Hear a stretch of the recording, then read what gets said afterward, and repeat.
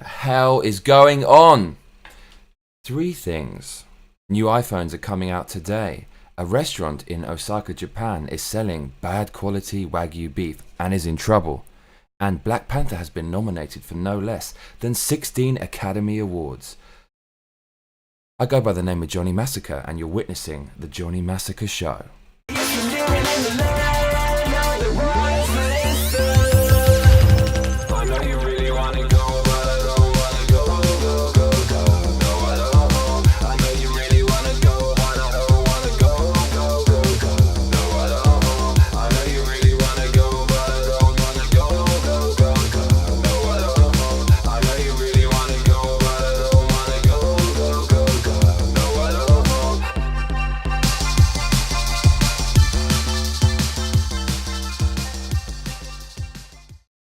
Welcome. The eagle-eyed of you might notice I'm wearing the same t-shirt as my last show. No, I haven't washed it. I stuck it on last night after jumping out the shower and went to bed and woke up in the same t-shirt, and now it's still here. Even when it's clean, it still has these stains on it and stuff. I don't quite know how I got these stains, but it gives me a bit of wife beater chic, don't you think? Team Scorpion. What the hell is going on in the world? Well, three things. The biggest news really is that the new iPhones are coming out today. Just mentioning an iPhone is enough to get people upset in the comments, with people hating it or people loving it. It's a 50-50 split. This argument's always been around. We're so tribal, aren't we? We're so tribal. With politics, it's either Trump or Hillary, isn't it? With football, it's either red or blue. And yes, with iPhones, it's either love or hate. Let's have a look at what's going on with that, because Apple, along with Amazon, hit a company value of $1 trillion recently. So they are some of the overlords of the world, and what they do will in some way, shape or form affect you, or at least you're going to see what's happening. So apparently this is what the new iPhone looks like. There's going to be an iPhone XS, which is an upgrade to the X. There's going to be an iPhone XS Plus, which is a bigger version. And then there's going to be an XS Lite or something. The official name hasn't been decided, but it's probably going to be XS. I'm amazed that people don't actually know the name on the day that this is being announced. But apparently this is the real deal. We got a red one. That's the kind of charity thing. The white and the black, same as usual. This is an article by T3. They say the new iPhone XS for 2018 is about to get its official launch on September the 12th, and now a new image has leaked showing off the handset. Apple is heavily rumored to unveil 3 new iPhone handsets at its September 12th event. These are expected to be a new iPhone XS, like I just mentioned, to upgrade the iPhone X, a larger iPhone XS Max to offer a bigger iPhone experience. This is now reading like a press release, and an affordable iPhone XS Lite, or iPhone XC/9 as it may be called. Am I just stupid, or is this a little bit confusing? There's a new iPhone, then there's a new bigger iPhone, then there's a new cheaper iPhone. Oh, actually, that's not too confusing, but it's not very exciting, is it? I'm not sure exactly what I want Apple to do. If they did what I wanted them to do, perhaps they would fail, because I want them to take risks. I want them to do something that's going to be shocking and interesting and revolutionary. But I don't think you can force a revolution every time being every year when they release an iPhone. I just remember when the first iPhone came out. Honestly, at that time, it was mind-blowing. Before the iPhone, the internet just didn't really work. It was this very esoteric, antiquated system where you couldn't just press a button or touch an app and the internet would appear. You'd have to enter codes and go through weird websites that were adapted for the user interfaces of the time, which were really small and shit. And it was like having to complete a puzzle game just to get online. So having lived through that experience, I crave another experience akin to that. But there has been nothing to really rival the iPhone since it came out. What other major electronic product can you think of that has revolutionized the world like the iPhone? It was the smartphone that popularized smartphones. Now all smartphones are based on Apple designs. So maybe there's nowhere else for them to go, but don't know about you. I'm not so excited by the thought of more megapixels and whatever other gimmick they've got up their sleeve. But let's not be too harsh. Perhaps this guy is going to talk about what is in the models, or maybe not. So let's move on to the next website. Actually, this guy on Twitter, apparently he's legit. Reliable leaks to Ben Geskin, whatever that means. This looks pretty real to me. So this is apparently the iPhone XC, maybe the cheaper one, sitting on the table of what appears to be some kind of Asian restaurant. That dish in the top left looks a little bit Japanese. They look a bit sexier from that angle. That black actually does look quite nice. But if this is true, it's hardly a revolution, isn't it? And how can you get excited about getting the same thing every year? What can Apple do to sort it out? They did release the watch, but I've got one. I'm wearing one. Is it that great? Not really. Iconic image. What is there to get excited about? So yeah, I think we should just stop there, because what I'm trying to say is I'm not very excited about it, but I did have to mention it. So yeah, new iPhones coming out today apparently. Next, I would like to talk to you about a very naughty restaurant in Osaka. Osaka is one of the biggest cities in Japan. Tokyo is the capital, and Osaka is maybe 2.5 hours Shinkansen away from Tokyo. Shinkansen being the super fast bullet train. I've been to Osaka once or twice when I was younger, and I don't remember much. The first time I went to a club, and I remember dancing a little bit, and I remember talking to some Japanese birds, and I think that really made me fall in love with 75% of Japanese women in general under the age of 90. And so that was quite an important experience. Thanks, Osaka. I guess that was possible because people from Osaka are more extroverted. They're confident to approach you, unlike people in Tokyo who keep themselves to themselves, a little bit like drones. So in Osaka, there's this restaurant selling steak. And I found this headline on Japanese news only. It's not making other news because it's not really significant to foreigners, but to Japanese it is. So Japanese people love sticking to the rules. Even if you're slightly outside the rules, they don't want to do something. So what has this restaurant done? Have they been spitting in burgers like a lot of American food chains? Is it infected with E. coli? What have they been doing? What is the transgression they've made that deserves the front page of Yahoo News Japan? Well, they're supposed to sell grade A5 Wagyu beef, but actually they were selling grade A4, which is slightly less good, but that is major news in Japan apparently. So let's take a look at the Wagyu grading system, because A5 might not mean much to you. It's actually more simple than you would think. So the letters A, B, and C refer to the yield percentage of the cow. What does that mean?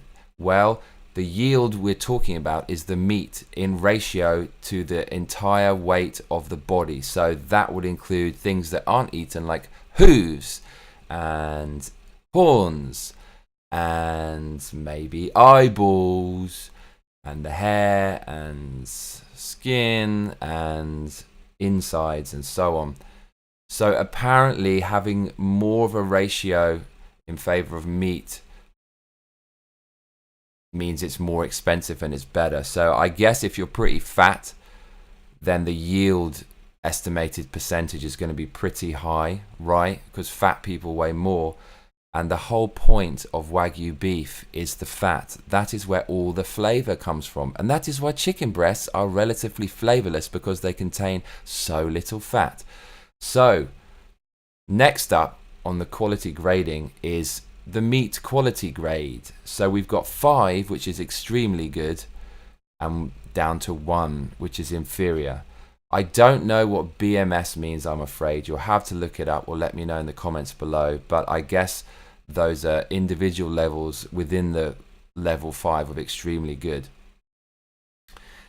I'm guessing it's to do with the marbling. But anyways, the meat quality grade is rated on various things. It's not just that it tastes good. It's the amount of marbling in the meat. It's the taste and other things like that. So A5 is the best you can get. It has the biggest yield and it has the highest meat quality. Now, speaking about the meat quality guide, I think we actually need to look this up because it's quite important. Here we go. 4 criteria determine how high the quality grade is: marbling, meat color and brightness, firmness and texture of meat. So it's not the taste, like I said, I'm sorry. It's the marbling, which is basically how much fat, the color and tone, the firmness and the texture. Isn't texture firmness? This is how deep Japanese people go into everything. They're so obsessed with all the details.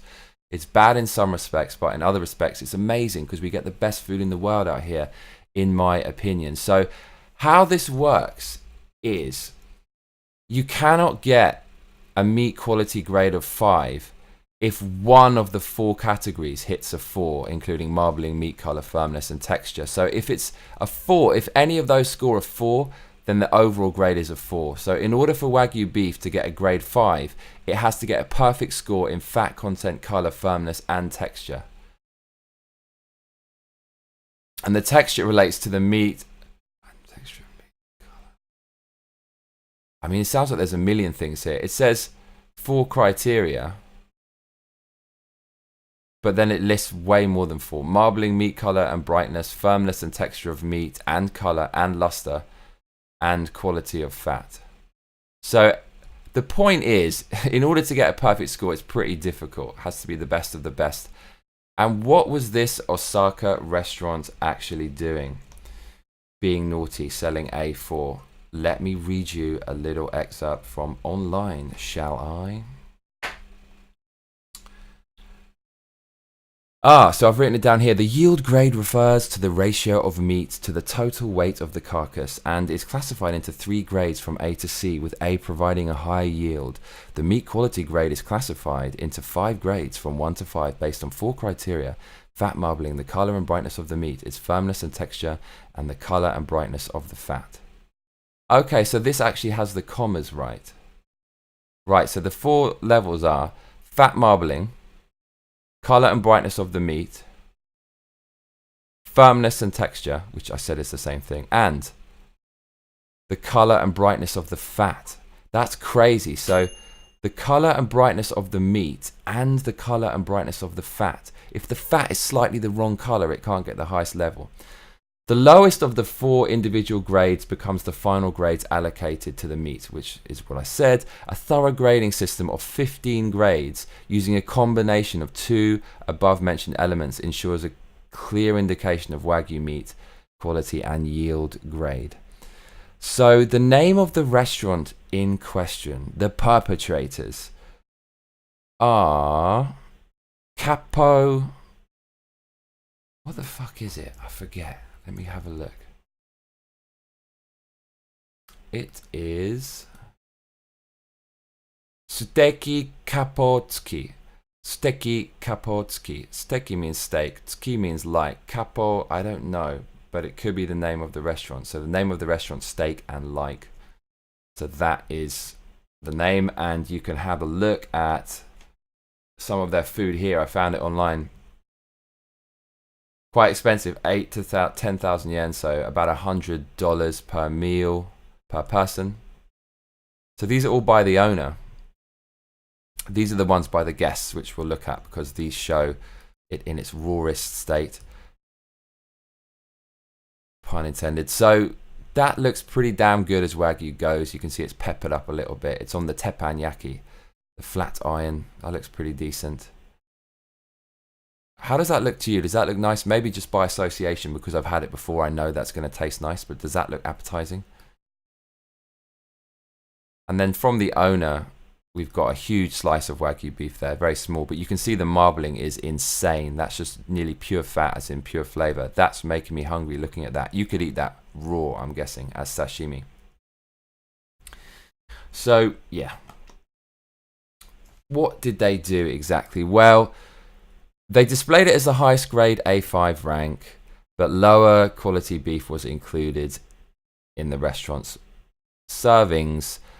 So, yes.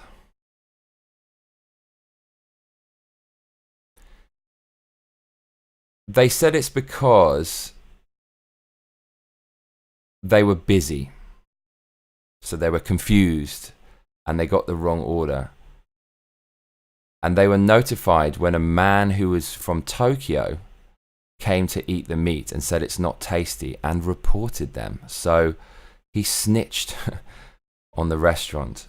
And I think now they're being charged for a violation. And so they've had to admit it. And the shareholder on the website commented and said, "I'm sorry for having caused a lot of inconvenience to customers and stakeholders."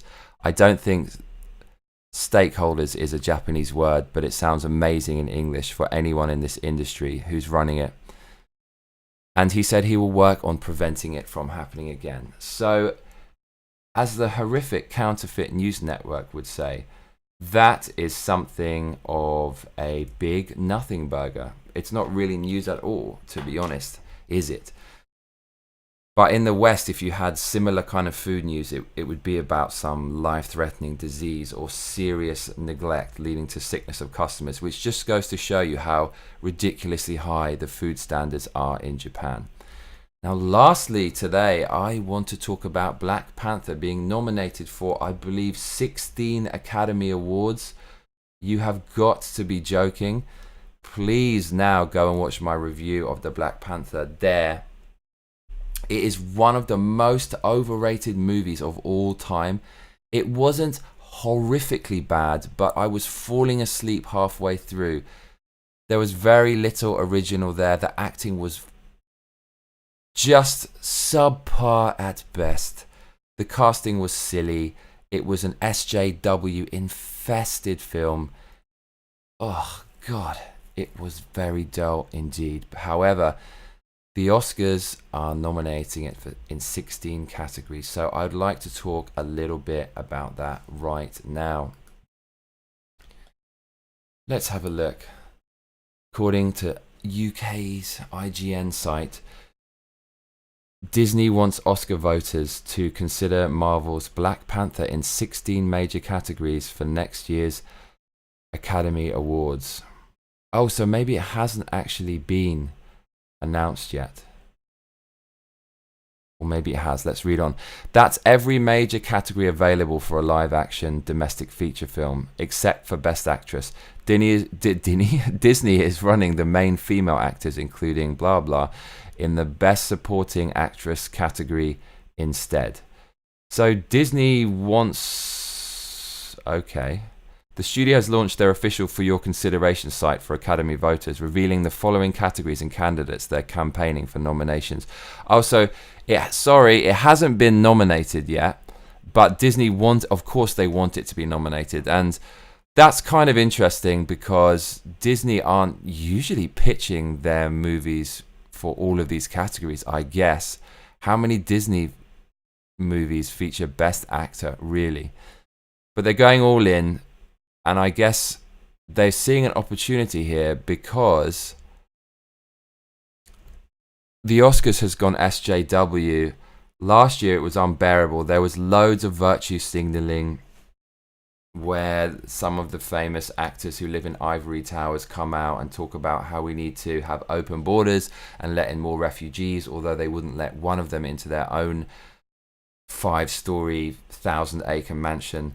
And there was all talk about how we got to support gay people and trans people, which is kind of very insulting to them. Don't you think that we can all just watch a program about things we love, movies, without bringing up our race and gender and sex and bringing politics into it? Because movies is something we can all enjoy and come together and forget about that. But no, the Oscars has been diversified. Diversification is a code word for far left liberal ideology. So Disney, being very SJW, making films like Spider-Man Homecoming, which I'm surprised hasn't been called out for all the SJW elements, and also Black Panther, which is an SJW's wet dream. Disney is really, really pushing for this to be included with the Oscars because they're made for each other, two SJW juggernauts. So that's pretty amusing, and I'm guessing that the Oscars are going to accept pretty much all of those suggestions from Disney, because if they don't, it's going to be racist, isn't it? So you have to agree with everything that SJW says, or you're racist or whatever, or homophobe, whatever. So yeah, more SJW culture infecting the world, but nothing's happened yet. Anyways, who cares about the Oscars? I thought I'll let you know because, again, it's an iconic thing, but it's time to move on from the Oscars, because right now it is time to talk about my life.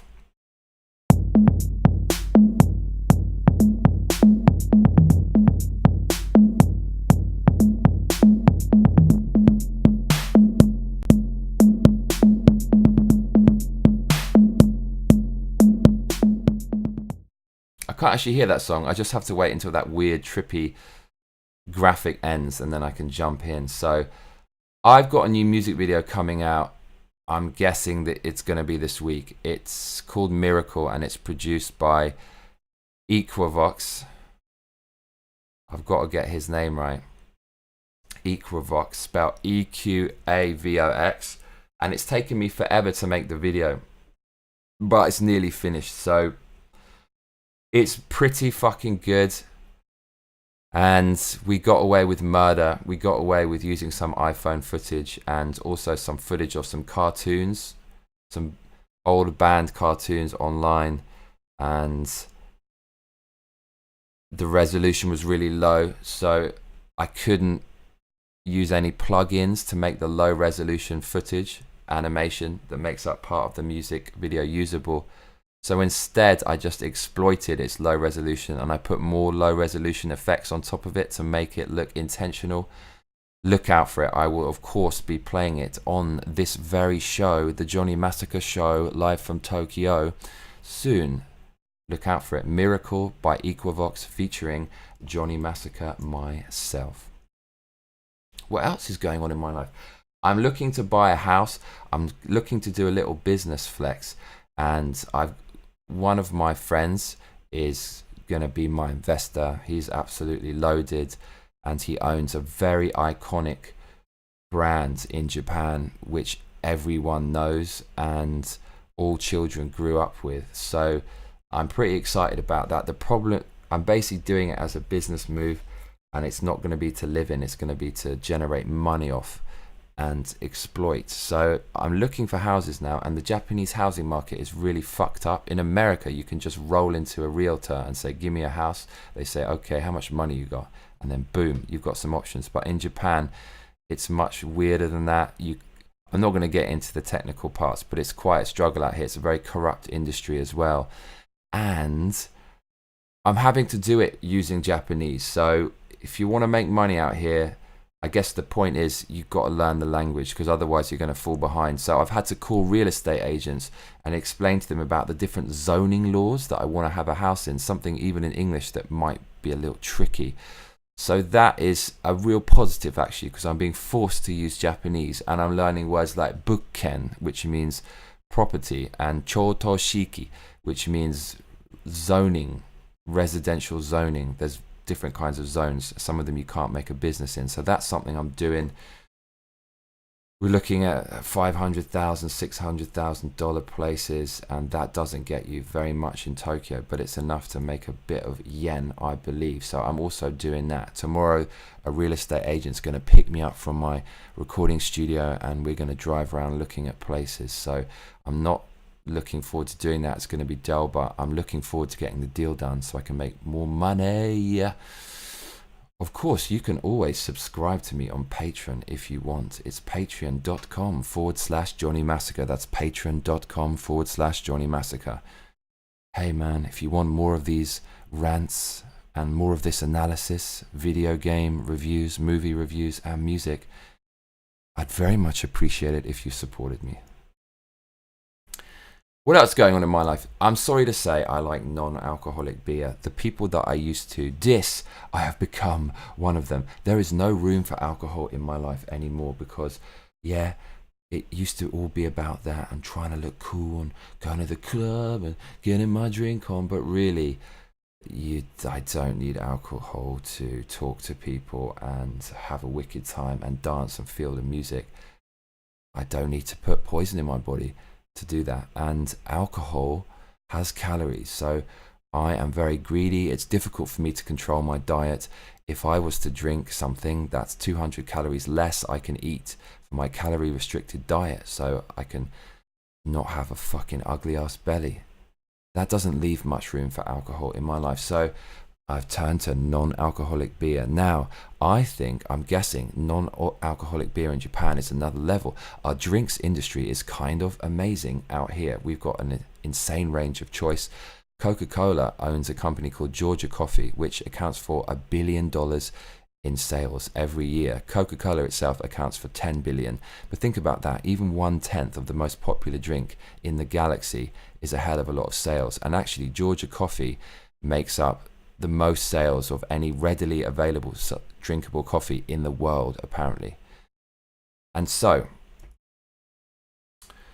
yes, non-alcoholic beer, taken into account the drinks industry is so advanced in Japan, I think that non-alcoholic beer is on another level. I think Japan pioneered xylitol as well, kushiritoru, they call it out here, which is that fake sweetener. I think that was pioneered in Japan and also put into a lot of drinks. So, yeah. There's various different kinds of non-alcoholic beer, and it's weird because some of them say no calories, which is what I go for, but there's fiber in it. And there's two types of fiber. I can't remember which one it is because it's all in Japanese, but does fiber count as calories? That weirds me out. That means there's got to be some form of carbohydrate, but how can it be 0 cal? It says per how many milliliters? 100, but maybe if it's the whole can, 300 milliliters or so, that actually means there's a calorie in there. Can someone confirm, is it possible to eat some kind of fiber without ingesting calories? Anyways, non-alcoholic beer. The weird thing about non-alcoholic beer in Japan is if you don't finish it and you wake up in the morning, you take a swig, it doesn't taste too bad, but if you do that with a real beer, it tastes terrible. So I guess the alcohol has a massive effect on the taste. What else is going on in my life? Slipping back into gaming, I guess. I really enjoyed my video game session playing Pro Evolution Soccer with my mate Luke on last Sunday. So I'm kind of feeling like I might be slipping back into gaming. So I keep saying I'm going to do a live stream of gaming, but I promise I will very shortly. Something I don't like about gaming is the subscription services. So you've got PS Plus, which you need to be online. Okay, Xbox Live's kind of similar, but I swear I never get charged by Xbox Live. I think I signed up to some lifetime deal. Were there ever lifetime deals to PlayStation Plus? That would be amazing. Because paying for that is a pain in the ass, man. That costs £20 for fucking 3 months or something. But years works out better. I don't know, but fuck off, guys. But look, okay, it should be free. Internet should be a human right. The public square. One day it will happen. Then our economy will explode in a good way. But people are too greedy. It's all shady. It's all locked off. And so we pay for our PlayStation Plus and so on. But then there's PlayStation Now, which is access to loads of games. PlayStation Plus does give you new games every month. I think they're on rotation or every however many weeks. And then you have a chance to download them and keep them for as long as they're on your system. But PlayStation Now has tons of games, but they're all streaming. And no. We know the internet still hasn't got to that new plateau, so I can't trust a game that's going to cut out on me. Is it really worth it? I haven't played it, to be honest, but I can't imagine if you stream it, it's going to be as responsive as it should be. And I'm all about precision. I like games where kills are dictated by milliseconds. Those are the good games. So is streaming really going to work? And why can't I get the games streamable on PlayStation Now as download? Because there's some really good ones on there. Sega Classics. Do you know Daytona USA? That's a classic arcade game. I'd love to download that, but it's only streamable. I believe Xbox's alternative, you can download them. So that's what they've got versus Sony. And I think the reason they've done this in part is because the PlayStation 3 was so difficult to code for that it's difficult to get hold of those games and emulate them, so they have to be streamable. Can someone explain in the comments why they do this? Because I don't know why they force you to stream the game and you can't download it. I did read something online, you might be able to download some of the games. I really hope so, but maybe with PlayStation 3 you can't. What is going on with that? Next up, I want to talk about this mic position. So it should really be here, because if I speak into it like this, you cannot hear the room. My voice takes over. So until I get some mad soundproofing and sound walls in this studio, I kind of have this dilemma where you're going to get a bit of the room sound. So if you listen on good speakers, it's going to be boomy. What do you generally think of the sound of my voice? I know that a lot of very popular YouTubers have a very good radio voice and good quality recording. And so I think it makes a difference. Although people don't realize it instantly, people really get most of their information from their eyes. They go with what they're seeing. So when they watch a movie, they might not appreciate even Oscar-winning sound design, but subliminally, it makes a huge effect on how we perceive things. And so I think that it's important to have good quality sound. How do you think it is? Is it okay from here? Does it sound much better from here? Any feedback would be appreciated. Always love hearing your feedback and connecting with people. My $10,000 mic, should I break that out? I have to kind of unscrew it from its boom, as it's called, which is its stand, and then screw it in here. Do you want to hear the $10,000 mic in action, or is this good enough? Please let me know. And one thing I realized is my studio is fucking diverse. It is a liberal's dream. This microphone is German. My main speakers are German. My secondary speakers are Japanese. I have some British hardware. I've got a limiter here. This TG1 was used, the technology was used in Abbey Road, which was technology specifically designed for the Beatles and not for anyone else to buy, not for the mass market, not on sale. So this is very special British technology to augment the German and Japanese technology. These are American, this is American. So we've got German, Japanese, British, American. Hey, capitalism ain't so bad really after all, is it? Because you know what capitalism means?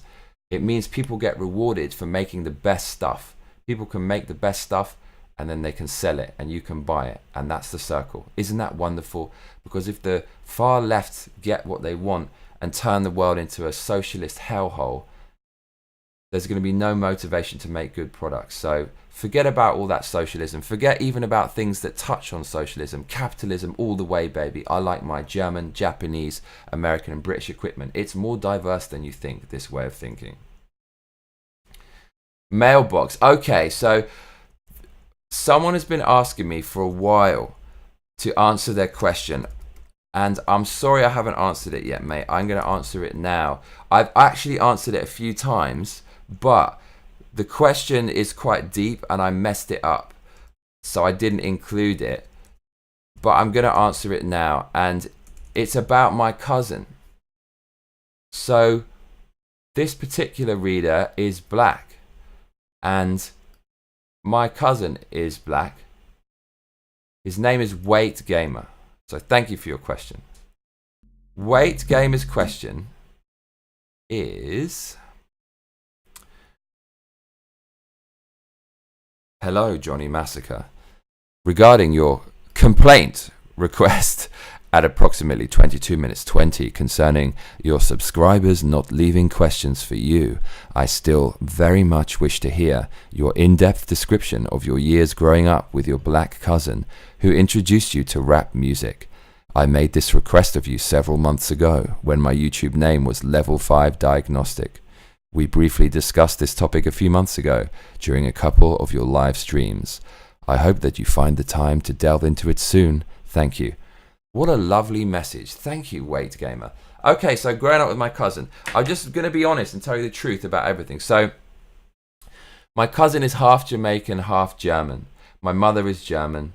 So my mother's sister had my cousin, I guess he's 40 years ago. And I grew up in a predominantly white middle-class neighborhood in England called Teddington. It was a little bit dull for a teenager, so I used to go into London to find crazy shit involving music, violence, and other things. My parents separated when I was 10, so my dad was the breadwinner, and my mother had nothing, pretty much no education. So she had to educate herself and try to find some kind of job to support two boys. So I went from being in a very comfortable family to begging my mum for clothes and stuff and giving her a really hard time. And I think I met my cousin when I was very young, of course. There are pictures when I was super young. I can see myself with him, but I can't remember them. But growing up in a predominantly white middle class neighborhood means there's a lot of white culture. But when I met my cousin, I was exposed to a different kind of culture. Whether that's anything to do with him being black, or it's just the place that he lived and the experiences that he was sharing, I don't really know. But I've never quite met anyone like my cousin. He's a very unique guy. And he grew up in Earl's Court in London, which is kind of near the West End, I think. And I remember really liking him because he was different. He was living in London and he was hanging out with people who are older than me. So he's getting these influences. And my cousin was a bit of a tearaway. He was up to all kinds of crazy stuff in his youth. You can just imagine what any developing teenager who is a bit rebellious can find in the dark heart of London. And so when I came into contact with him, he was always really fun. And I loved him. Your cousin is pretty much your first friend, right? If you have a cousin, because you're going to hang out with your mum's brother's kids if they have them at a very early age. So cousins can be your first friends, and that's really what I remember. Was he was my first friend, and that made him really cool because my brother, we're just a year and a half apart, so you can get into fights, you know each other too well. But the cool cousin, you're related, so you have a good excuse to talk, but at the same time they kind of feel distant, they're from somewhere else. And as I got older, there was a lot of companionship there. You know, my cousin, his family situation, his dad is somewhere else and he doesn't see a whole lot of him, and my dad left my mother, so we of course had something in common there. And I guess there was pain and anger and resentment and confusion, and we bonded over that, I guess. And we bonded over video games. So I blame my cousin for my habit of staying up late, which I've kind of broken in the last year. It took me a long time to do it, but my first memory of staying up all night was just staying up all night with my cousin playing video games. And that's where I really just love my cousin. Playing video games with him was an adventure. He has such a good imagination. So usually just playing a game is enough to be inside a fantasy. But my cousin would make another level of fantasy. Much like if you don't have a computer, you go outside and kids will find things to play with, like a stick, and they'll say, it's a sword. But my cousin would do that in the game. So if you've got a sword, I don't know, he'd make a story and he'd say, oh, what's that character doing? Or like, oh my God, he's going in there. And he'd always give a very literal commentary about what's going on, like, oh, he did this, or oh, he did that. And it was just really, really fun. It's hard to describe. He's got a very addictive character. And so I picked up slang from London, which is a hotspot for slang, from him. And as I got older, I guess we just kept it going. And he introduced me to hip-hop music. He introduced me to a lot of music. He loved Jodeci. And Jodeci is the first black mainstream boy band, and they were kind of cool, you know. Most other boy bands, pretty much every white boy band I can think of, was not very cool. They were really cheesy, but Jodeci were cool.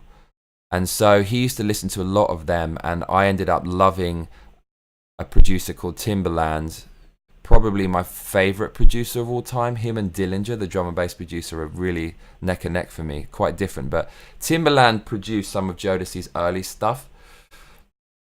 So that set me on a path. And he introduced me to Puff Daddy, P. Diddy. And at that time, Puff Daddy was smashing it. He was #1 all the time on the Billboard. He just simply can't do that anymore. But he also introduced me to Biggie Smalls. Now, Biggie Smalls is my #1 hero when it comes to rapping, and probably, you know, in my top 3 heroes of all time. But when I heard Biggie Smalls, that was a bit too much for me. I remember my cousin was playing Snoop Dogg's album, and I remember he explained to me the concept. Oh, Snoop dies here, and then he goes to hell, and he's speaking to the devil, and blah, blah. And I remember, what's the name of the song? I can't remember, but it's on the Doggy Style album, and which is one of the best hip-hop albums ever created. If you haven't heard Doggy Style by Snoop Dogg, go and stream it now. And so my cousin gave me the narrative, and that was a bit unsettling. So I wasn't quite ready for the hardcore hip-hop at that time. I quite like poppy stuff, which was Puff Daddy.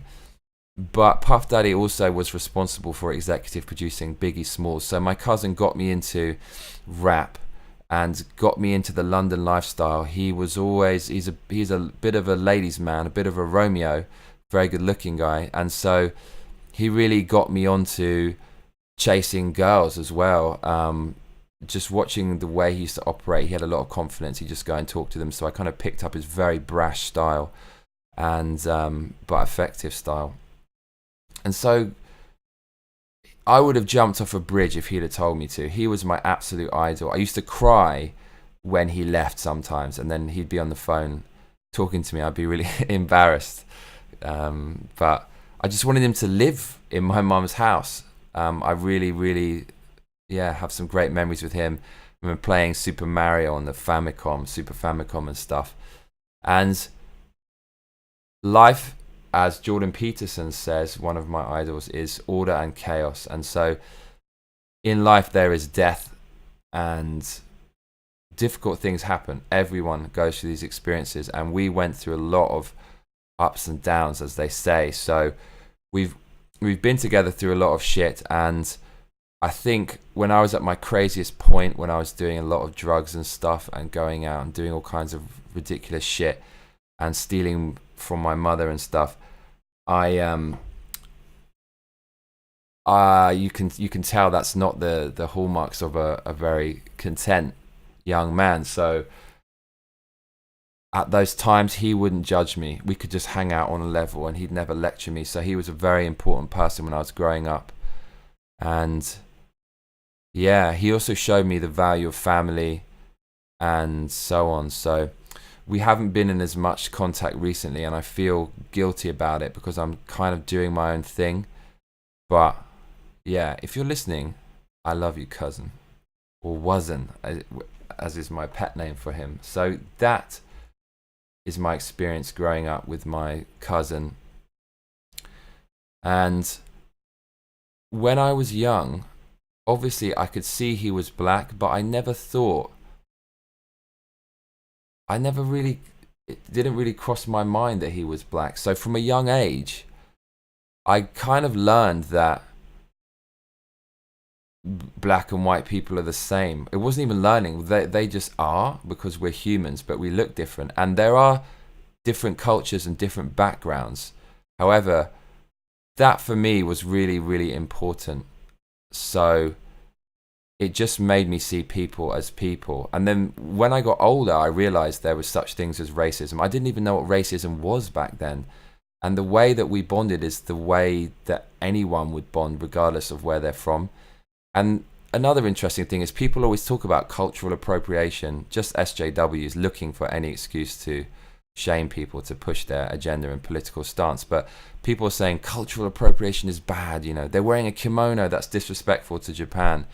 But really, all of the cultural things I got from my cousin, all of the Jamaican influence, it was so fucking cool and fresh. And when you combine that with your own culture, you can get amazing shit. You can cross-pollinate stuff. So genres of music have come from Jamaica.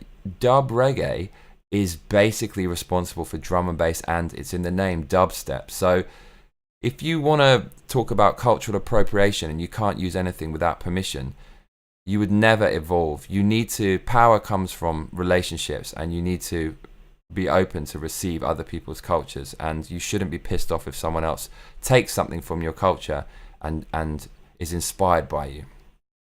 So I hope that answers your question. Something I'm loving right now. I haven't actually written anything here, so I did this last time. I don't know why I keep forgetting. What am I loving right now? I guess I am loving my curry. I told you I made a curry the other day and it was good, but I've got to go back to curry because I made it. I think if you make something twice and it tastes good, you know you've got it. So I made this amazing curry, and then I made a few average ones, and then I made another amazing one. And my fucking God, can I cook a curry? I kind of worked it out. The chicken's got to be juicy, man. If the chicken is not juicy in the curry, it's not going to work. So firstly, you've got to, unfortunately, understand how to get a juicy chicken breast, so it just falls apart when you put the fork in it. And the other part is the sauce. And I think the key is in making a sexy curry, like a chicken tikka masala, the famous British curry, which is probably the best curry in the world. To anyone who says British food isn't good, which is tomato paste and heavy cream, and then the spices and onions and garlic. I think the key is having a really heavy ass cream, because we've got numbered heavy cream and fresh cream in Japan. We've got 35 and 47, 35 grams of fat per 100 mils and 47 grams of fat per 100 mils. And I poured in the 47 grams of fat, 100 mils, and surprise, surprise, the curry tasted like a beast. That with the yogurt and the spices and the garlic and the onions, and then loads and loads of cinnamon and my new favorite, nutmeg. That's something I'm loving right now, nutmeg. I fucking love nutmeg. Do you know what it reminds me of? Is the rice puddings my mum used to make. She used to put loads of nutmeg on it. Your sense of smell can trigger memories like crazy. It can have you taken back to another time and place altogether. And I realised nutmeg, shit. My mum's rice puddings, happy memories. Mum, if you're watching, I love you. This is the I Love Family episode. Hey, I love my family. I love my dad. I love my brother. What are you doing, bro? Bro, get at me. I haven't spoken to you for ages. Dad, fucking love you. You're so smart. Mum, I love you. I love you so much. And your rice pudding was a great memory for me. The simple things in life, see people, the deepest things in life is something simple in the moment. Enjoying a rice pudding in your mum's shadow. And that rice pudding was good. So yeah, putting nutmeg in a curry is my little special ingredient. I don't think you're supposed to do it, but it makes it taste good. That and cinnamon. I'd say cinnamon is a secret ingredient as well in the curry. So I'm loving my curry. I just cooked some chicken, but I didn't make a curry with it because it's about to go out of date. So I don't want to die on you. I've got to continue doing the Johnny Massacre show, making music. So I cooked some chicken up. Maybe I'll make a curry tonight. Yes. So that's what I'm loving right now. Curry and nutmeg and my family. I do hope you enjoyed this episode. I don't know why I'm doing this every day, but it feels right. And yeah, I do love this. Thank you for watching. I went by the name of Johnny Massacre, and you have just witnessed the Johnny Massacre show.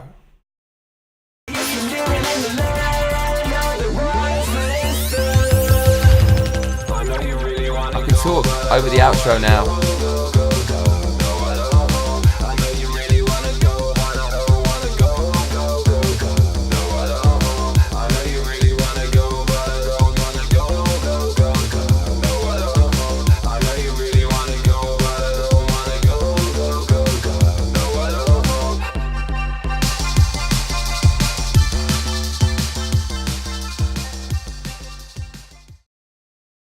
But wait, there's more. No, there isn't really. But maybe I'm going to do a secret segment one day. So you got to stay tuned to the end. Just like those damn Disney films. Fucking Disney.